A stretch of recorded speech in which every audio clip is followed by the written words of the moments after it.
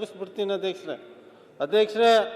ನಮ್ಮ ಕಿತ್ತೂರು ಕರ್ನಾಟಕದ ಈ ಭಾಗದ ಎಲ್ಲ ಶಾಸಕರಿಗೆ ಏನು KKRDB ಅದ, ಅದೇ ರೀತಿ ಕಿತ್ತೂರು ಕರ್ನಾಟಕ ಬೋರ್ಡ್ ಮಾಡಿ ಒಂದು ಅನುದಾನ ಕೊಡೋ ಮುಖಾಂತರ ಏನು ಇಲ್ಲಿ ಉತ್ತರ ಕರ್ನಾಟಕದಲ್ಲಿ ಅಧಿವೇಶನ ನಡೆಸಾಕತ್ತೀರಿ, ಇದಕ್ಕೊಂದು ಸಾರ್ಥಕತೆ ಒಂದು ಮೆರಗು ಬರ್ಬೇಕಂದ್ರೆ ನಮಗೆ ಬೋರ್ಡ್ ಮಾಡಿ ಕೊಡ್ಬೇಕಂತೇಳಿ ತಮ್ಮ ಮುಖಾಂತರ ನಮ್ಮ ಮುಖ್ಯಮಂತ್ರಿಗಳಲ್ಲಿ ಮನವಿಯನ್ನು ಮಾಡಲಿಕ್ಕೆ ಬಯಸ್ತೀನಿ.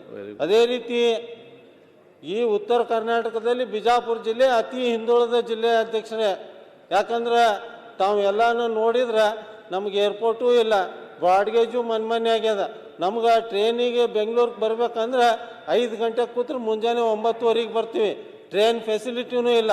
ನಮ್ಗೆ ಟ್ರೈನ್ ಫೆಸಿಲಿಟಿ ಸಿಗ್ಬೇಕಂದ್ರೆ ಆಲ್ಮಟ್ಟಿಯಿಂದ ಚಿತ್ರದುರ್ಗ ಲೈನ್ ಆಗಬೇಕು ಅಧ್ಯಕ್ಷರೇ, ಬಹು ಮುಖ್ಯವಾದಂಥ ಬೇಡಿಕೆ ಅದು.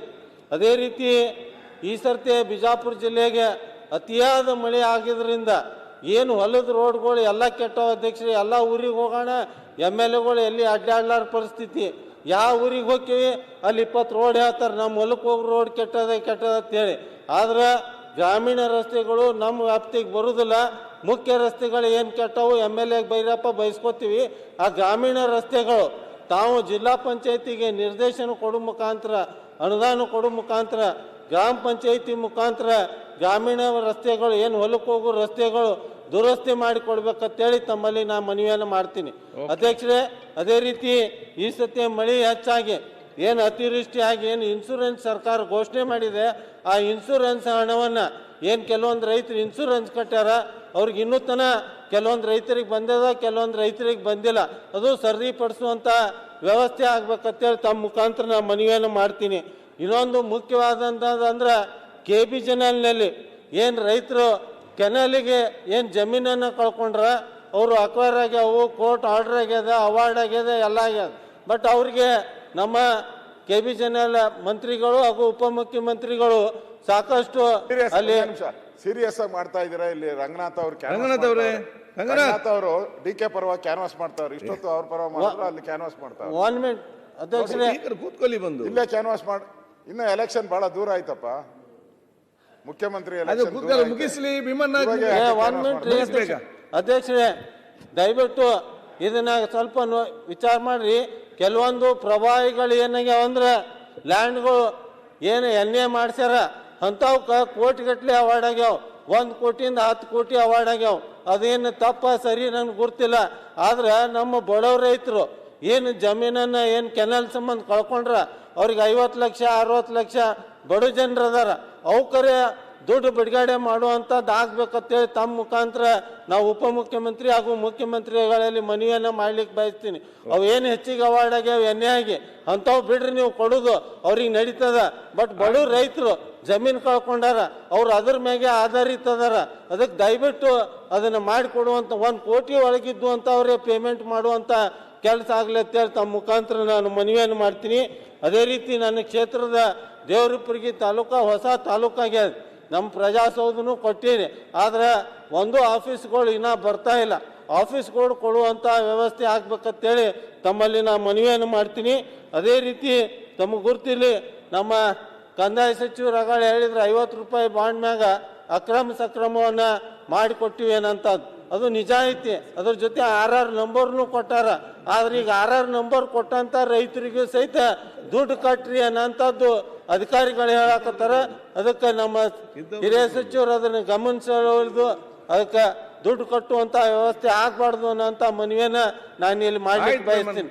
ಅದೇ ರೀತಿ ಇನ್ನೊಂದು ಹೆಲ್ತ್ ಡಿಪಾರ್ಟ್ಮೆಂಟ್ದಲ್ಲಿ ಏನಾಗಿದೆ ಅಂದರೆ NHMದಲ್ಲಿ ಕೆಲಸ ಮಾಡುವಂಥ ಏನು ಸಣ್ಣ ಲ್ಯಾಬ್ ಟೆಕ್ನಿಷಿಯನ್ ಹಿಡಿದು ಏನು ಅಧಿಕಾರಿಗಳದಾರ ಅವ್ರನ್ನೆಲ್ಲ ಕ್ಯಾನ್ಸಲ್ ಮಾಡಿ ಮತ್ತು ಹೊಳ್ಳಿ ನಾವು ಹೊಸ ಕರೆದು ತಗೋತೀವಿ ಅನ್ನೋಂಥ ಆದೇಶವನ್ನು ಮಾಡಾಕತ್ತಾರೆ ನಮ್ಮ ಡೈರೆಕ್ಟ್ರು. ಅದು 18ರಿಂದ 20 ಸಾವಿರ ಒಳಗೆ ದುಡ್ದಂಥ ಇವರಿಗೆ ಬೀದಿಗೆ ಬರ್ತಾರೆ 35-36 ಸಾವಿರ ಜನ. ಇದು ದಯವಿಟ್ಟು ಆಗಬಾರ್ದು ಅನ್ನೋಂಥ ಮನವಿ. ಇನ್ನೊಂದು ಏನು ಹಾರ್ಟ್ ಅಟ್ಯಾಕ್ ಆಗ್ತದಲ್ಲ, ಹಾರ್ಟ್ ಅಟ್ಯಾಕ್ ಆದ ಕೂಡಲೇ ಹಾಸ್ಪಿಟ್ಲಿಗೆ ಹೋಗ್ತಾರೆ. BPL ಕಾರ್ಡ್ ಇರ್ತದೆ, ಆದ್ರೆ ಅದು ಜನರೇಟ್ ಆಗಕ್ಕೆ 2 ದಿವಸ ಬೇಕು. ಅಷ್ಟರೊಳಗೆ ಪೇಷಂಟ್ಸ್ ಆಯ್ತಾನ ನೀವು ದುಡ್ಡು ಕಟ್ರಿ ಅನ್ನೋಂಥ ವ್ಯವಸ್ಥೆ ಅದ. ಅದಕ್ಕೆ ಯಾರಿಗೆ BPL ಕಾರ್ಡ್ ಅದ ಅಂಥವ್ರಿಗೆ ಇಮಿಡಿಯೇಟಾಗಿ, ಯಾಕಂದ್ರೆ ಬಡವರು ದುಡ್ಡು ಇರಂಗಿಲ್ಲ ಅವ್ರ ಹತ್ರ, ಕಟ್ ಅಂದ್ರೆ ಸಾಧ್ಯ ಆಗೋದಿಲ್ಲ. ಅದಕ್ಕೆ ನಮ್ಮ ಆರೋಗ್ಯ ಸಚಿವರು ಅದನ್ನು ಸಡಿಲಿಕೆಯನ್ನು ಮಾಡಿ ಇಮಿಡಿಯೇಟ್ BPL ಕಾರ್ಡ್ ಇದ್ರೆ ಅವ್ರಿಗೆ ಅಜಯ್ ಅಪ್ಲೋಡ್ ಧರ್ಮ್ ಸಿಂಗ್. ಮಾಡುವಂತ ಕೆಲಸ ಆಗ್ಬೇಕಂತ ಹೇಳಿ ತಮ್ಮಲ್ಲಿ ಮನವಿಯನ್ನು ಮಾಡ್ಲಿಕ್ಕೆ ಅಜಯ್ ಬಯಸ್ತೀನಿ. ಧರ್ಮ್ ಸಿಂಗ್ ಅಜಯ್ ಆಯ್ತು. ಅದೇ ರೀತಿ ನಮ್ಮಲ್ಲಿ ಹೆಚ್ಚು ಮಳೆಯಾಗಿ ಇದೆ ಈಗ. ದೋಣಿ ಪ್ರವಾಹ ಬಂದು ದೋಣಿಗೆಲ್ಲ ಸಿಲ್ಟ್ ತುಂಬಿಕೊಂಡದ. ಆಯ್ತು, ಭೀಮನ್ ಗೌಡ. ದಯವಿಟ್ಟು ಆ ಸಿಲ್ಟ್ ಅನ್ನು ತೆಗೆಯುವಂತದ್ದು. ಅದೇ ರೀತಿ 2 ಹೋಬಳಿ ಕೇಂದ್ರನ ಮಾಡ್ಲಿಕ್ಕೆ ಅಜಯ್ ನಾನು ಧರ್ಮ್ ಕೊಟ್ಟಿದ್ದೆ, ಕೊರವಾರ ಮತ್ತು ಕಲ್ಕೇರಿ. ಅವು ಹೋಬಳಿ ಕೇಂದ್ರನ ನಮ್ಮ ರೆವೆನ್ಯೂ ಮಿನಿಸ್ಟರ್ ಜಲ್ದಿ ಮಾಡಿಕೊಡ್ಬೇಕಂತೇಳಿ ಮನವಿಯನ್ನು ಮಾಡಿ ನಿಮ್ಗೆ ಅವಕಾಶ ಕೊಟ್ಟಿದ್ದಕ್ಕೆ ಧನ್ಯವಾದಗಳನ್ನು ಹೇಳಿ ನಾನು ಮತ್ತೆ ಅಜಯ್ ಧರ್ಮ್ ಸಿಂಗ್, ಸನ್ಮಾನ್ಯ ಈಗ ಸಭಾಧ್ಯಕ್ಷರೇ, ನೀವು ಈಗ ಕಲ್ಯಾಣ ಕರ್ನಾಟಕ ಅಧ್ಯಕ್ಷರಾಗಿದ್ದೀರಿ. ಇದಕ್ಕೆ ಅಲ್ಲಿ ಏನಾಗಬೇಕಂತ ಚರ್ಚೆ ಏನಾಗಿದೆ ಅಂತ ನೀವೆಲ್ಲ ಚೇರ್ಮನ್ ಆಗಿದ್ದು ಹೋಗ್ಬೇಕಂತಿಲ್ಲ ಸರ್ ನಾನು ಮಾತಾಡ್ಬೇಕಲ್ಲ ಸರ್. ತಾವು ಕೊನೆಯದಾಗಿ ನಾನು ಕೊಟ್ಟಿದ್ದೀರಾ, ಅಲ್ಲ, ಅದಕ್ಕೆ ನೀವು ಚೇರ್ಮನ್ ಅಲ್ಲ. ಕೊನೆಯದಾಗಿ ಕೊಟ್ಟಿದ್ರೆ ಒಂದು 15-20 ನಿಮಿಷ ಆದ್ರೆ ನಾನು ಹೇಳ್ಬೇಕಲ್ಲ ಚೆನ್ನಾಗಿ ಏನಾಗಿದೆ ಮಾತಾಡಿ. ಅಂತ. ಡೆಪ್ಯೂಟಿ ಅವರು ಸನ್ಮಾನ್ಯ ಸಭಾಧ್ಯಕ್ಷರೇ, ಕೊನೆಯದಾಗಿ ನಂಗೆ ಮಾತಾಡಕ್ಕೆ ಅವಕಾಶ ಕೊಡೋದಕ್ಕಾಗಿ ತಮಗೆ ಇನ್ನೊಬ್ಬರು ಇದ್ದಾರೆ. ಧನ್ಯವಾದಗಳು. ಮತ್ತು ಇವಾಗ ಮೊದಲ ಬಾರಿಗೆ ಈ ಒಂದು ಉತ್ತರ ಕರ್ನಾಟಕದ ಚರ್ಚೆ ತಾವು 7 ದಿವಸ ನಡೆಸಿದಿರಿ, ಎಲ್ಲರೂ ಅವಕಾಶ ಮಾಡಿಕೊಡ್ತಾ ಇದ್ದೀರಿ. ಯು ಕಂಟಿನ್ಯೂ, ನಿಮ್ಮ ಕೆಲಸ ನೀವು ಮಾಡಿ, ನೀವು ಮಾತಾಡಿ. ಸೊ ಇದಕ್ಕೆಲ್ಲ ತಮ್ಮ ಧನ್ಯವಾದಗಳು ಸರ್. ಸನ್ಮಾನ್ಯ ಸಭಾಧ್ಯಕ್ಷರೇ, ನಮ್ಮ ಸರ್ಕಾರ ನಾವು ಏನು ಹೇಳಿದೆವು ಅದರಂತೆ ನಡೆದುಕೊಂಡಿದ್ದೀವಿ. ನಮ್ಮದು ಭರವಸೆ ಕೊಟ್ಟು ಮರೆಯುವ ಸರ್ಕಾರ ಅಲ್ಲ, ಕೊಟ್ಟ ಭರವಸೆಯನ್ನು ಈಡೇರಿಸುವ ನಮ್ಮ ಸರ್ಕಾರ. ಯಾವೊಂದು ರೀತಿಯಿಂದ ಕಲ್ಯಾಣ ಇಡೀ ಈ ಒಂದು ಕರ್ನಾಟಕದ ರಾಜ್ಯದ ಜನರಿಗೆ ಸುಮಾರು 1,08,000 ಕೋಟಿ ಹಳ್ಳಿಯಲ್ಲಿರ್ತಕ್ಕಂಥ ಕಟ್ಟ ಕಡೆ ಮನುಷ್ಯನಿಗೆ ಮುಟ್ತಕ್ಕಂಥ ಅನ್ನಭಾಗ್ಯ, ಗೃಹಜ್ಯೋತಿ, ಗೃಹಲಕ್ಷ್ಮಿ, ಶಕ್ತಿ, ಯುವ ನಿಧಿ ಯೋಜನೆಯನ್ನು ನಾವು ನೀಡಿದ್ದೀವಿ. ಅದೇ ಒಂದು ರೀತಿಯಿಂದ ಚುನಾವಣೆಯ ಒಂದು ಪೂರಕವಾಗಿ ನಾವು ಅಧಿಕಾರಕ್ಕೆ ಬಂದರೆ 5,000 ಕೋಟಿ ಅನುದಾನವನ್ನು ನಾವೇನು ನೀಡ್ತೀವಿ ಅಂತ ಹೇಳಿದ್ದೀವಿ. ಕಳೆದ ಒಂದು 30 ತಿಂಗಳಲ್ಲಿ ಕಲ್ಯಾಣ ಕರ್ನಾಟಕದ ಅಭಿವೃದ್ಧಿಗಾಗಿ ಸುಮಾರು 13,000 ಕೋಟಿ ಅನುದಾನ ನಮ್ಮ ಸರ್ಕಾರ ನಮ್ಮ ಭಾಗಕ್ಕೆ ನೀಡಿದೆ. ಬಹುಶಃ ಇಂತಹ ಒಂದು ಹೆಚ್ಚಿನ ಒಂದು ಮೊತ್ತ ಒಂದು ದುಡ್ಡು ಯಾವಾಗಲೂ ಕೂಡ ಕೊಟ್ಟಿರಲಿಲ್ಲ. ಇದು ಯಾವ ಕಾರಣಕ್ಕೆ ಬಂದಿದೆ ಅಂದರೆ, ಇದು ಹಿಂದೆ ಇರ್ತಕ್ಕಂಥ ನಮ್ಮ UPA ಸರ್ಕಾರ 2012-2013ರಲ್ಲಿ ಆರ್ಟಿಕಲ್ 371J ತಿದ್ದುಪಡಿಯನ್ನು ಮಾಡಿದೆ. ಇದು ನಾವು ಪ್ರತಿ ಸತಿ ಹೇಳಬೇಕಾಗ್ತದೆ. ನಮ್ಮ ದಿವಂಗತ ಡಾಕ್ಟರ್ ಮನಮೋಹನ್ ಸಿಂಗ್, ಅಂದಿನ ಪ್ರಧಾನಮಂತ್ರಿಗಳು, UPA ಚೇರ್ಪರ್ಸನ್ ಆಗಿರುವಂತಹ ಶ್ರೀಮತಿ ಸೋನಿಯಾ ಗಾಂಧಿ, ಹಾಗೂ ಅಂತ ಒಂದು ಸಂದರ್ಭದಲ್ಲಿ ಕೇಂದ್ರದಲ್ಲಿ ಸಚಿವರಾಗಿರುವಂತಹ ಮಲ್ಲಿಕಾರ್ಜುನ್ ಖರ್ಗೆ ಅವರು, ದಿವಂಗತ ಲೋಕಸಭಾ ಸದಸ್ಯರಾಗಿರುವಂತಹ ದಿವಂಗತ ಧರಮ್ ಸಿಂಗ್ ಅವರ ಒಂದು ಪರಿಶ್ರಮದಿಂದ ಅದು ಸಾಧ್ಯ ಆಗಿದೆ. ಬಹುಶಃ ಯಾವಾಗಲೂ ಕೂಡ ವಿರೋಧ ಪಕ್ಷದವರು ಹೇಳ್ತಾರೆ, ಈ ಒಂದು ಉತ್ತರ ಕರ್ನಾಟಕದ ಕಲ್ಯಾಣ ಕರ್ನಾಟಕದ ಅಭಿವೃದ್ಧಿನೇ ಆಗಿಲ್ಲ. ನಾವು ಕಳೆದ ಒಂದು 20 ವರ್ಷ ನಾವು ತೆಗೆದು ನೋಡಿದ್ರೆ, ಯಾಕಂದ್ರೆ 2006ರಿಂದ 8ವರೆಗೆ ಸಮ್ಮಿಶ್ರ ಸರ್ಕಾರ JDS BJP, 2008ರಿಂದ 13ವರೆಗೆ BJP ಸರ್ಕಾರ, 2019ರಿಂದ 23 BJP ಸರ್ಕಾರ. ಕಳೆದ 20 ವರ್ಷದಲ್ಲಿ 11 ವರ್ಷ, ನಾ ಹೇಳ್ತೇನೆ 13ರಿಂದ 18 ಹೇಳ್ತೇನೆ 11 ವರ್ಷ BJP ಸರ್ಕಾರನೇ ಅಧಿಕಾರದಲ್ಲಿದೆ. ಯಾವಾಗಲೂ ಕೂಡ ಹೇಳ್ತಾರೆ, ಏನ್ ಮಾಡಿದಿರಿ, ಏನ್ ಕೊಟ್ಟಿದಿರಿ ಕಾಂಗ್ರೆಸ್ ಸರ್ಕಾರ ಅಂತ. ಇವತ್ತು ನಮ್ಮ ಸರ್ಕಾರ ಏನು ಹಿಂದೆ ಇರ್ತಕ್ಕಂಥ ಒಂದು ಸರ್ಕಾರ, ಸನ್ಮಾನ್ಯ ಕಾಂಗ್ರೆಸ್ ಸರ್ಕಾರ 2013ರಿಂದ 18, ಸನ್ಮಾನ್ಯ ಸಿದ್ದರಾಮಯ್ಯ ಅವರು ನಮ್ಮ ಕಾಂಗ್ರೆಸ್ ಸರ್ಕಾರ ಮೊದಲ ಬಾರಿಗೆ 1,000 ಕೋಟಿ ಅನುದಾನ ಈ ಒಂದು ಕಲ್ಯಾಣ ಕರ್ನಾಟಕ ಭಾಗಕ್ಕೆ ಕೊಟ್ಟಿದ್ದು ಕಾಂಗ್ರೆಸ್ ಸರ್ಕಾರ, ಸಿದ್ದರಾಮಯ್ಯ ಅವರ ಸರ್ಕಾರ. 1,000 ಕೋಟಿಯನ್ನು 1,500 ಕೋಟಿ ಮಾಡಿ ಅದನ್ನು ನೀಡಿದ್ದು ಕಾಂಗ್ರೆಸ್ ಸರ್ಕಾರ, ಸಿದ್ದರಾಮಯ್ಯ ಅವರ ಸರ್ಕಾರ. ಅಧಿಕೃತವಾಗಿ 3,000 ಕೋಟಿ ಕೊಟ್ಟಿದ್ದು ಈ ಒಂದು ಕಲ್ಯಾಣ ಕರ್ನಾಟಕ ಭಾಗಕ್ಕೆ ಕಾಂಗ್ರೆಸ್ ಸರ್ಕಾರ, ಸಿದ್ದರಾಮಯ್ಯ ಅವರ ಸರ್ಕಾರ. ಈಗ 5,000 ಕೋಟಿ ಅನುದಾನವನ್ನು ಕೊಟ್ಟಿದ್ದನ್ನು ಕೂಡ ಇದು ನಮ್ಮ ಕಾಂಗ್ರೆಸ್ ಸರ್ಕಾರ. ಈ ಒಂದು ಆರ್ಟಿಕಲ್ 371J ತಿದ್ದುಪಡಿ ಆಗಿದ್ದು ಅವಾಗ ಇದು ಮೊದಲೇ ಆಗಬೇಕಾಗಿತ್ತು. ಯಾಕಂದ್ರೆ 1999ರಲ್ಲಿ ಅವಾಗ LK ಅದ್ವಾನಿ ಅವರು ಉಪ ಪ್ರಧಾನಮಂತ್ರಿ ಆಗಿದ್ರು, ಅಟಲ್ ಬಿಹಾರಿ ವಾಜಪೇಯಿ ಅವರು ಪ್ರಧಾನಮಂತ್ರಿ ಆಗಿದ್ರು. ಎಸ್.ಎಂ. ಕೃಷ್ಣ ಅವರು ಮುಖ್ಯಮಂತ್ರಿ ಇದ್ದಾಗ ಅವಾಗ ಕಳ್ಸಿಕೊಟ್ಟಿದ್ರು ಈ ಒಂದು ಆರ್ಟಿಕಲ್ 371J ತಿದ್ದುಪಡಿ ಆಗ್ಬೇಕಂತ. ಅಂತ ಒಂದು ಸಂದರ್ಭದಲ್ಲಿ ಮಲ್ಲಿಕಾರ್ಜುನ್ ಖರ್ಗೆ ಸಾಹೇಬರು ಗೃಹ ಸಚಿವರಾಗಿದ್ರು, ಧರಮ್ ಸಿಂಗ್ ಅವರು ಲೋಕೋಪಯೋಗ ಸಚಿವರಾಗಿದ್ರು. ಆದ್ರೆ ಇದು ಯಾವ ಕಾರಣಕ್ಕೂ ಮಾಡಕ್ಕೆ ಆಗಲ್ಲ ಅಂತ ಹೇಳಿದ್ದಾರೆ. ಇದು ನಮ್ಮ ಕಲ್ಯಾಣ ಕರ್ನಾಟಕ ಭಾಗಕ್ಕೆ ಆಗಿರುವಂತಹ ಒಂದು ದೊಡ್ಡ ಅನ್ಯಾಯ. ಯಾಕಂದ್ರೆ ಕೇವಲ ಒಂದು 11 ವರ್ಷದಲ್ಲಿ ನಮ್ಮ ಈ ಒಂದು ಕಲ್ಯಾಣ ಕರ್ನಾಟಕ ಭಾಗಕ್ಕೆ ನಮ್ಮ ಸರ್ಕಾರ ವತಿಯಿಂದ ಸುಮಾರು 24,878 ಕೋಟಿ ಅನುದಾನ ಬಿಡುಗಡೆ ಆಗಿದೆ. ಇದೇ 1999ರಲ್ಲಿ ಆಗ್ಬಿಟ್ಟಿದ್ರೆ ಸುಮಾರು 40ರಿಂದ 45 ಸಾವಿರ ಕೋಟಿ ಬರಬೇಕಾಗಿತ್ತು.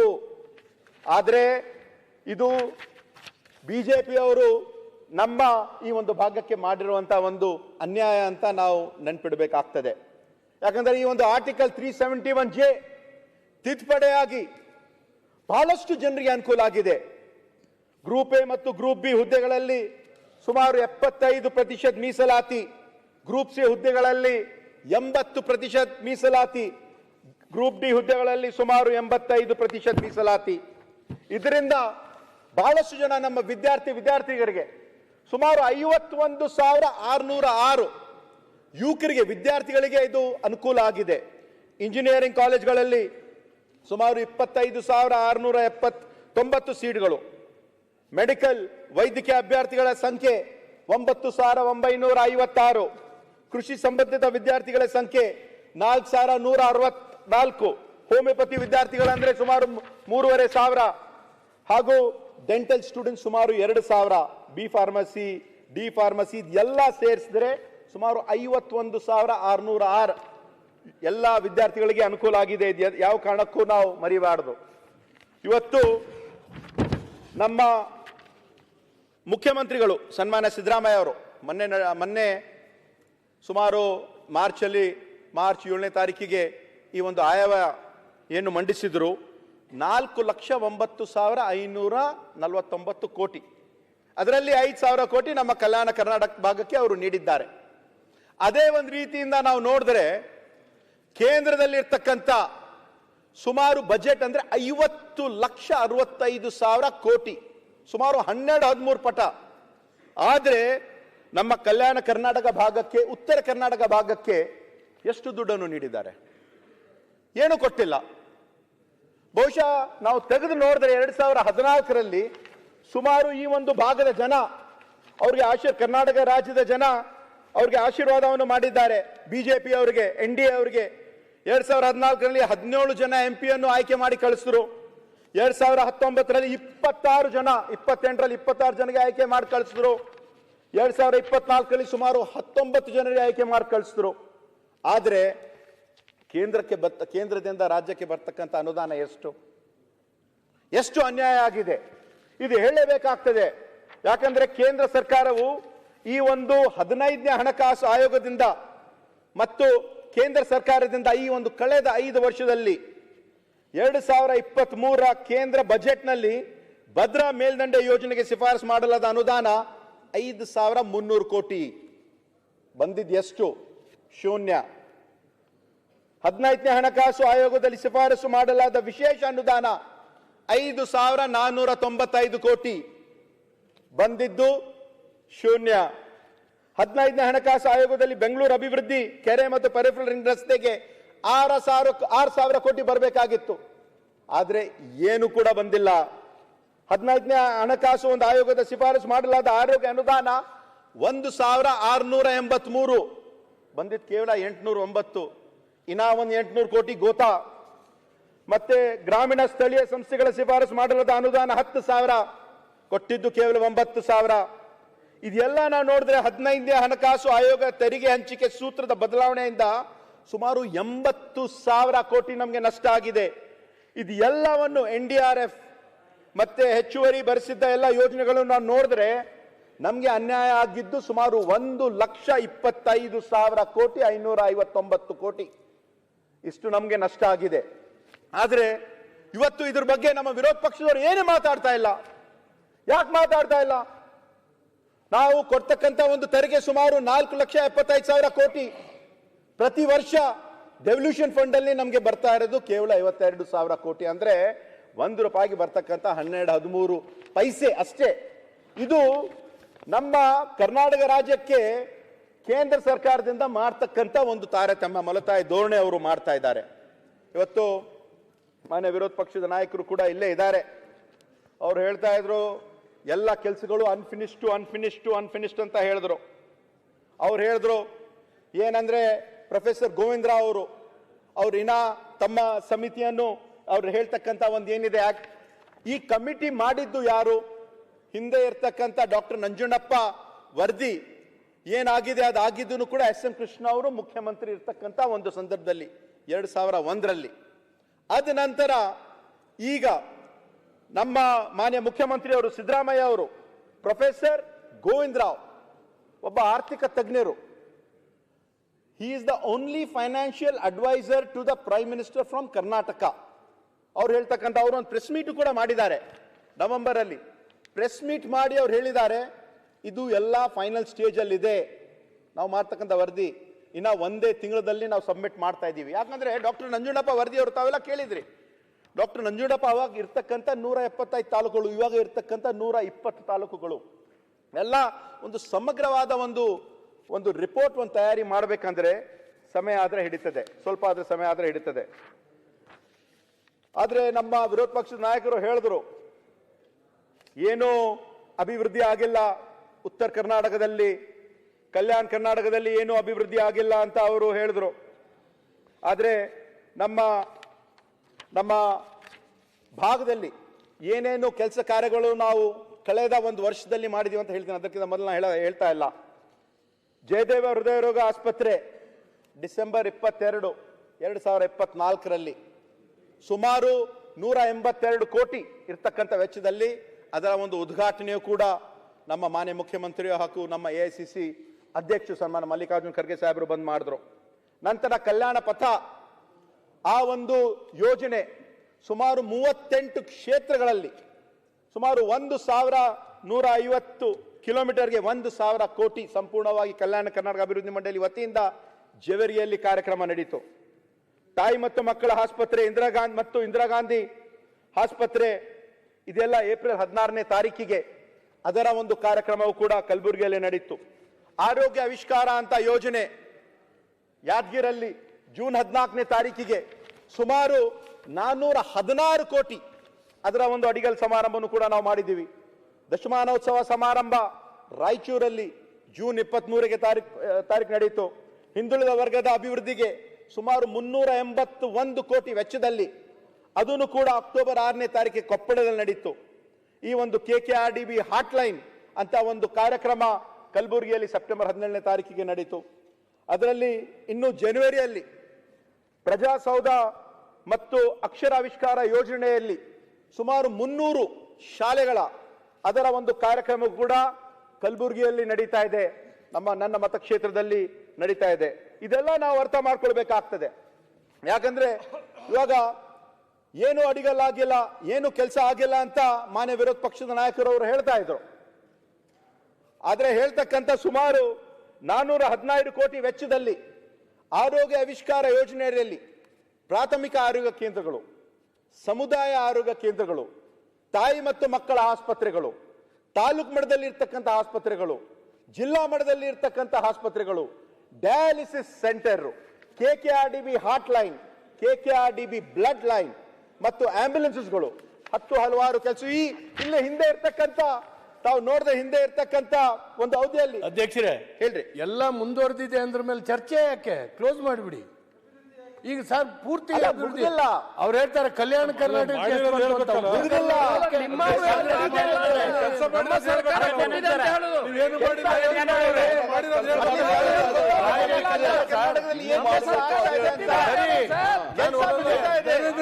ಧನ್ಯವಾದ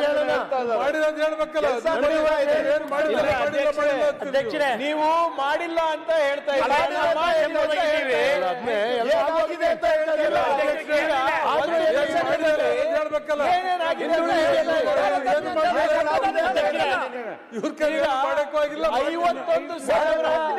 ಯುವಕರಿಗೆ ಸೀಟ್ ಸಿಕ್ಕಿರೋದು ಹೇಳ್ಬಾರ್ದ ಸರ್? ನೀವೇ ಹೇಳಿ. ಸಾಕು, ಮುಗಿಸ್ತೀವಿ. ಮಾನ್ಯ ಸಭಾಧ್ಯಕ್ಷರೇ, ನೀವು ಇಲ್ಲ ಅಶೋಕಣ್ಣವ್ರ ಭಾಷೆ ಏನು ಆಗೇ ಇಲ್ಲ ಅಂತಾರೆ. ಏನು ಆಗೇ ಇಲ್ಲ ಅಂತಾರೆ. ಮಾನ್ಯ ತಾವು ಅಧ್ಯಕ್ಷರೇ, ನೀವು ಹೇಳಕತ್ತೀರಿ, ಒಂದ್ ನಿಮಿಷ ಹೇಳಕತ್ತೀರಿ.